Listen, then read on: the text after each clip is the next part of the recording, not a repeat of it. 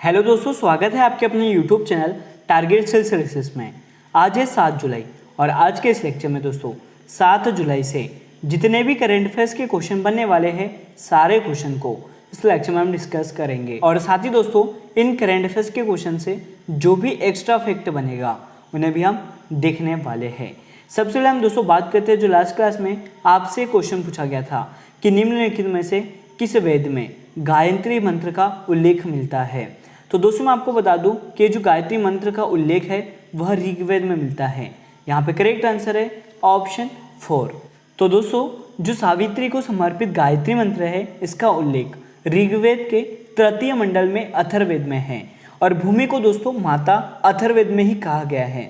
मैं साथ ही आपको बता दूं कि सोम पेय पदार्थ के देवता थे जिनका उल्लेख ऋग्वेद के 9वें मंडल में मिलता है। दोस्तों आपको याद रखना है कि सावित्री को जो समर्पित गायत्री मंत्र है इसका उल्लेख ऋग्वेद के तृतीय मंडल में किया गया है, ये आपको याद रखना है। करेक्ट आंसर है ऑप्शन 4। और अब दोस्तों शुरुआत करते हैं जो लास्ट क्लास में क्वेश्चन के थे उनके रिवीजन की। तो अब दोस्तों शुरुआत करते हैं रिवीजन की। तो रिवीजन का पहला क्वेश्चन है formula 1 race British grand prix 2022 का खिताब किसने जीता है। इस खिताब को जीता दोस्तों कार्लोस सेंज ने। करेक्ट आंसर है यहाँ पे ऑप्शन 3। नेक्स्ट क्वेश्चन दोस्तों की राष्ट्रीय ताप विद्युत निगम मतलब एनटीपीसी ने भारत की सबसे बड़ी तैरती सौर ऊर्जा परियोजना कहाँ पर शुरू की है। इसकी शुरुआत की है रामागुंडम तेलंगाना में। करेक्ट आंसर है दोस्तों ऑप्शन 4। अगला क्वेश्चन है कि भारतीय सेना ने सुरक्षा मंथन 2022 का जो आयोजन है वह कहाँ पर किया है। तो इसका आयोजन किया है दोस्तों जोधपुर राजस्थान में। राइट आंसर है यहाँ पे ऑप्शन 3। नेक्स्ट क्वेश्चन दोस्तों कि ब्रिटेन की संसद ने किसको आयुर्वेद रत्न पुरस्कार से सम्मानित किया है। तो यह सम्मानित किया दोस्तों तनुजा निसारी को। तो यहाँ पे करेक्ट आंसर है ऑप्शन 1। अगला क्वेश्चन है कि नरेंद्र मोदी ने किस राज्य में स्वतंत्रता सेनानी अलूरी सीताराम राजू की 30 फीट ऊंची कांस्य प्रतिमा का अनावरण किया है। तो यह अनावरण किया दोस्तों आंध्र प्रदेश राज्य में। करेक्ट आंसर है यहाँ पे ऑप्शन 3। दोस्तों इस क्वेश्चन का जो आंसर है वो राइट कर लेना। यहाँ पे करेक्ट आंसर क्या है ऑप्शन 3 आंध्र प्रदेश। अगला क्वेश्चन दोस्तों कि बैडमिंटन टूर्नामेंट मलेशिया ओपन 2022 में महिला एकल का जो खिताब है वह किसने जीता है। इस खिताब को जीता दोस्तों रत्चानोक इंतानोन ने जो कि थाईलैंड की खिलाड़ी है। करेक्ट आंसर है यहाँ पे ऑप्शन 1। रिवीजन का लास्ट क्वेश्चन दोस्तों डिजिटल भारत सप्ताह 2022 का जो उद्घाटन है वह कहाँ पर किया गया है। इसका उद्घाटन किया गया है दोस्तों गुजरात राज्य में। करेक्ट आंसर है यहाँ पे ऑप्शन 2। और अब दोस्तों शुरुआत करते हैं आज के करेंट अफेयर्स की। और अभी तक आपने हमारे लेक्चर को लाइक नहीं किया है तो लाइक जरूर कर दे। दोस्तों आज हम लाइक का टारगेट रखते हैं 200 लाइक का, मतलब इस लेक्चर पे दोस्तों कम से कम 200 लाइक तो जरूर आना चाहिए। शुरुआत करते हैं पहले क्वेश्चन के साथ। क्वेश्चन आपके लिए कि ई.एन. सुधीर का हाल ही में निधन हो गया दोस्तों, यह अपना संबंध निम्न में से किससे रखते हैं। तो दोस्तों मैं आपको बता दूं कि ये जो ई.एन. सुधीर है इनका जो संबंध है वह फुटबॉल से है। यहाँ पे करेक्ट आंसर है ऑप्शन 1। तो दोस्तों 1970 के दशक भारत के लिए गोलकीपर के रूप में खेलने वाले भारत के पूर्व अंतर्राष्ट्रीय खिलाड़ी ई.एन. सुधीर का दोस्तों हाल ही में गोवा में निधन हो गया है। वह दोस्तों 1973 के मर्डेका कप में राष्ट्रीय टीम और 1974 में एशियाई खेलों की टीम का हिस्सा भी थे।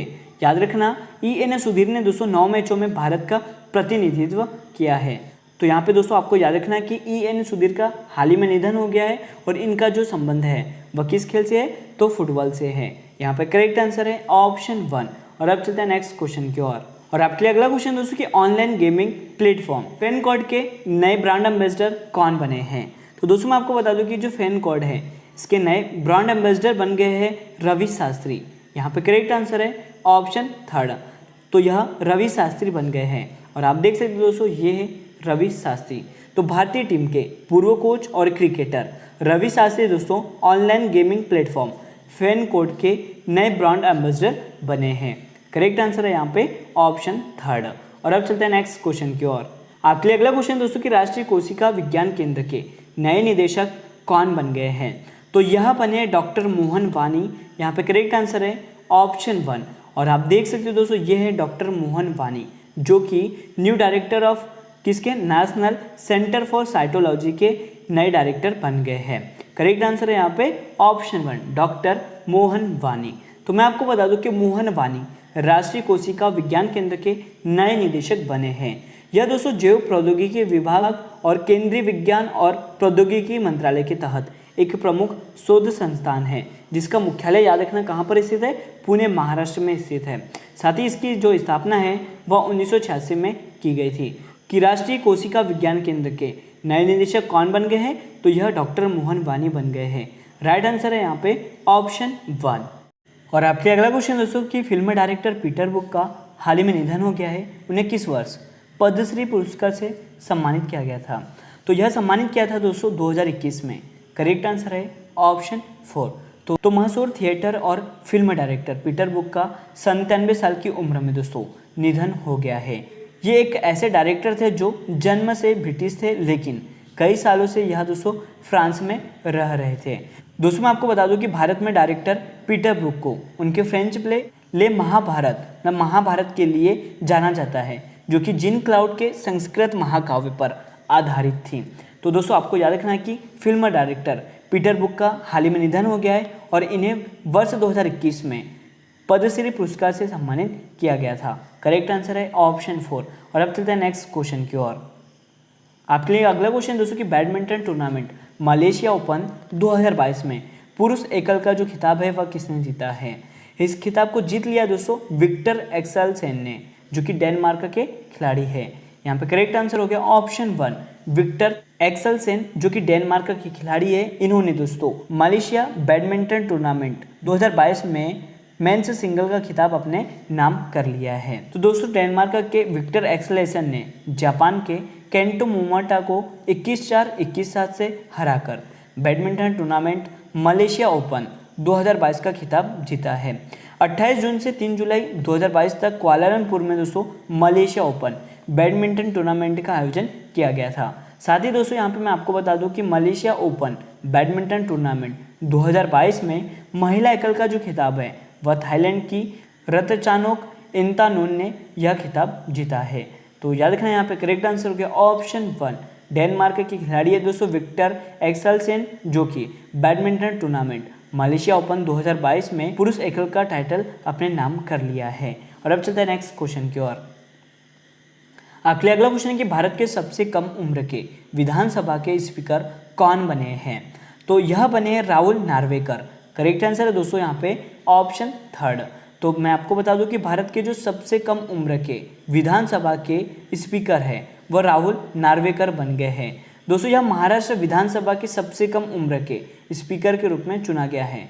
साथ ही यह भारत में इस संवैधानिक पद को संभालने वाले सबसे कम उम्र के व्यक्ति भी बन गए हैं। इन्हें दोस्तों 45 साल की उम्र में स्पीकर मतलब अध्यक्ष के रूप में चुना गया है। राहुल नार्वेकर मुंबई में कोलाबा विधानसभा क्षेत्र का प्रतिनिधित्व करते हैं। दोस्तों मैं आपको बता दूं कि पटोले के इस्तीफे के बाद राहुल नार्वेकर महाराष्ट्र विधानसभा के स्पीकर बन गए हैं। याद रखना यहाँ पे करेक्ट आंसर है ऑप्शन 3, राहुल नार्वेकर। और अभी तक दोस्तों आपने हमारे लेक्चर को लाइक नहीं किया है तो लाइक जरूर कर दे, शेयर भी करें। अगर आप इस चैनल पर नए हो दोस्तों तो इसे सब्सक्राइब भी जरूर कर ले। क्वेश्चन की संस्था ने परीक्षा संगम नाम से एक पोर्टल को लॉन्च किया है। तो इस पोर्टल को लॉन्च किया दोस्तों CBSE ने। करेक्ट आंसर है ऑप्शन 3। तो याद रखना दोस्तों कि ये जो परीक्षा संगम पोर्टल है इसे किसने लॉन्च किया? तो CBSE ने। करेक्ट आंसर है ऑप्शन 3। तो केंद्रीय माध्यमिक शिक्षा बोर्ड CBSE ने परीक्षा संगम नाम से एक नया पोर्टल लॉन्च किया है। यह पोर्टल दोस्तों परीक्षा से संबंधित सभी गतिविधियों के लिए वन स्टॉप डेस्टिनेशन के रूप में कार्य करेगा। इसके 3 भाग है, स्कूल, क्षेत्रीय कार्यालय और प्रधान कार्यालय। इनको दोस्तों गंगा, यमुना और सरस्वती के नाम से जाना जाएगा। तो यहाँ आपको ये 3 भाग के नाम भी याद रखना है कि CBSE संस्थान ने परीक्षा संगम नाम से एक पोर्टल को लॉन्च किया है। यहाँ पे करेक्ट आंसर है ऑप्शन 3। और आज के करंट अफेयर्स का लास्ट क्वेश्चन है दोस्तों कि अंतर्राष्ट्रीय प्लास्टिक बैग मुक्त दिवस 2022 कब मनाया गया है? तो दोस्तों यह मनाया गया है 3 जुलाई को। करेक्ट आंसर है यहाँ पे ऑप्शन 3। तो दोस्तों याद रखना है कि international plastic bag free day 2022 कब मनाया गया है? तो यह 3 जुलाई को मनाया गया है। तो हर साल 3 जुलाई को अंतर्राष्ट्रीय प्लास्टिक बैग मुक्त दिवस के रूप में मनाया जाता है। अंतर्राष्ट्रीय प्लास्टिक बैग दोस्तों मुक्त दिवस मनाने का जो मुख्य उद्देश्य है वो क्या है? तो सिंगल यूज प्लास्टिक के इस्तेमाल से हमारे पर्यावरण को होने वाले नुकसान के बारे में जागरूकता पैदा करना है। तो यहाँ पे दोस्तों आपको याद रखना है कि अंतर्राष्ट्रीय प्लास्टिक बैग मुक्त दिवस 2022 कब मनाया गया है, तो यह 3 जुलाई को मनाया गया है। यहाँ पे करेक्ट आंसर है ऑप्शन थर्ड। और अब चलते हैं दोस्तों आज के क्वेश्चन ऑफ द डे की ओर। आज का जो क्वेश्चन है आपके लिए कि टिहरी बांध किस राज्य में स्थित है। इसका सही जवाब दोस्तों आपको कमेंट सेक्शन में देना है। साथ ही दोस्तों आपको यहाँ पे बताना है कि जो भी राज्य इसका करेक्ट आंसर होगा वहाँ पे वर्तमान में उस राज्य के मुख्यमंत्री कौन है और राज्यपाल कौन है। इन क्वेश्चन के जवाब आपको कमेंट बॉक्स में देना है। तो आज का लेक्चर यहीं पर एंड होता है। अगर आपको हमारा लेक्चर और आपको हमारी मेहनत अच्छी लगती हो तो इसे लाइक जरूर करें, शेयर भी करें। अगर आप इस चैनल पर नए हो दोस्तों तो इसे सब्सक्राइब भी जरूर कर लें। Thank you so much guys for watching this video. Bye bye, take care.